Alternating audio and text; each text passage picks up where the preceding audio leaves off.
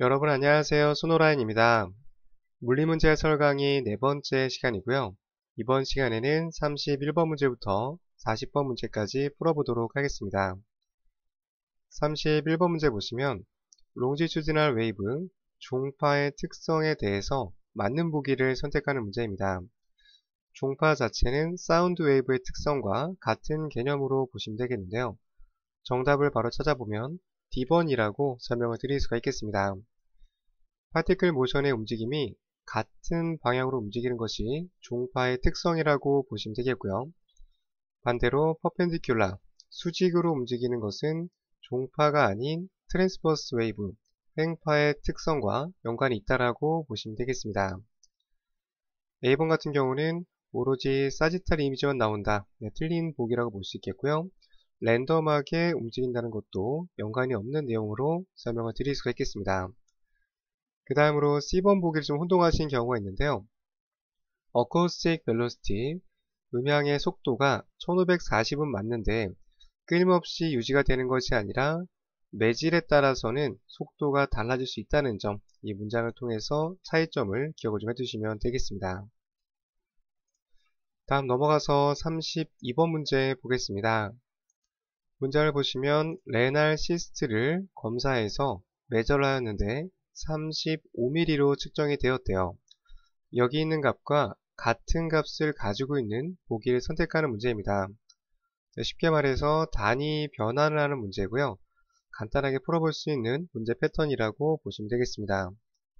정답은 C번으로 선택을 해볼 수 있겠고요. 35mm는 3.5cm와 같은 단위 개념이라고 봐주시면 되겠습니다.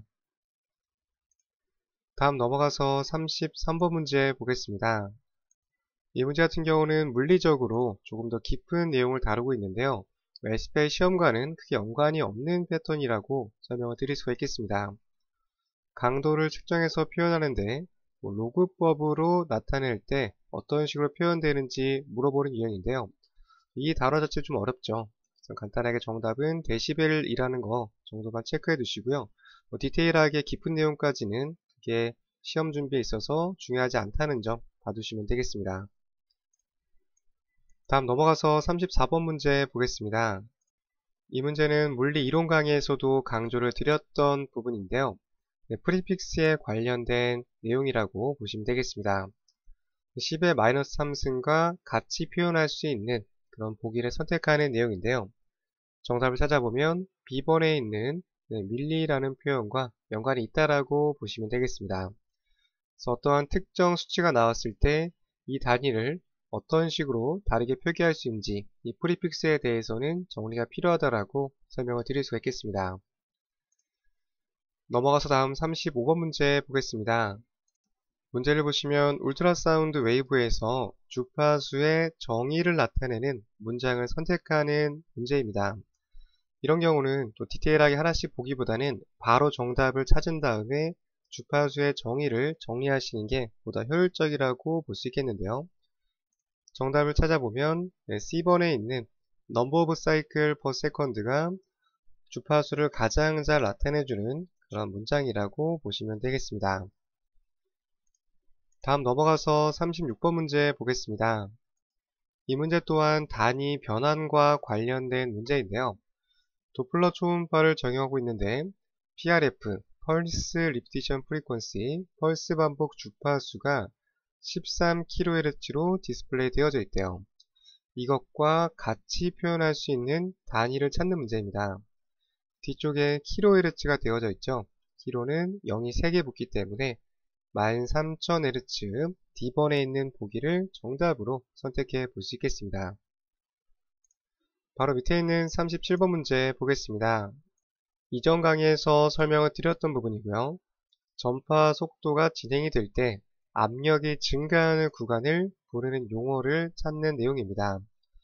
바로 정답을 선택해보면 A번에 있는 컴프레션으로 볼 수 있겠고요.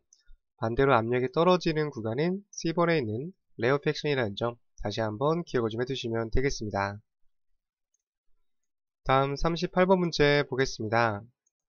주파수가 2.5Hz에서 5MHz로 2배 정도 상승을 했는데요.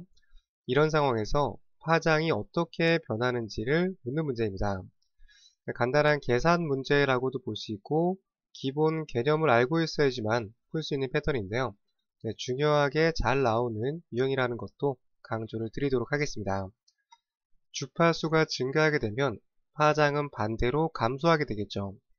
주파수가 2배가 늘어났으니까 그렇다면 파장은 반대로 절반으로 떨어지게 되는 C번을 정답으로 선택해 보시면 되겠습니다. 다음 39번 문제 보겠습니다. 문제를 보시면 주파수가 5MHz인 경우 주기가 얼마로 측정이 되는지 계산하는 문제라고 보시면 되겠습니다. 주기 같은 경우는 주파수와 반비례하는 특성을 갖고 있게 되죠.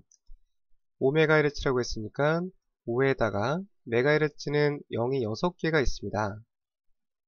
이 중에서 위에 분모는 1로 놓게 되고요. 이 값을 계산하게 되면 주기 값을 구할 수 있다라고 보시면 될 것 같아요. 중요한 점은 바로 5를 통해서 값을 구하는 것이 아니라 메가헤르츠 단위가 있기 때문에 뒤쪽의 단위에 맞는 0을 대입한 다음 값을 구하는 과정이 필요하다고 보시면 되겠습니다. 이 값을 통해서 주기의 값을 구해보게 되면 2번에 있는 이 값이 나타난다라고 보시면 되겠고요. 다시 한번 강조를 드리자면 계산 문제 할 때는 단위를 한번 체크하고 그 다음에 계산하는 것이 필요하다라고 강조를 드릴 수가 있겠습니다. 넘어가서 40번 문제 보겠습니다.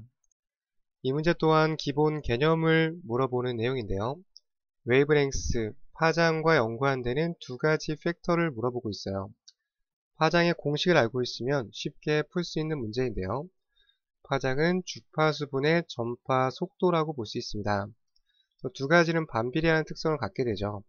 정답을 찾아보면 D번에 있는 주파수와 전파 속도와 연관이 있다. D번 정답으로 선택해 볼 수 있겠습니다. 이렇게 해서 40번 문제까지 풀어봤고요. 다음 시간에 계속해서 뒤쪽 문제 풀어보도록 하겠습니다. 네, 이것으로 강의 마치겠습니다. 감사합니다.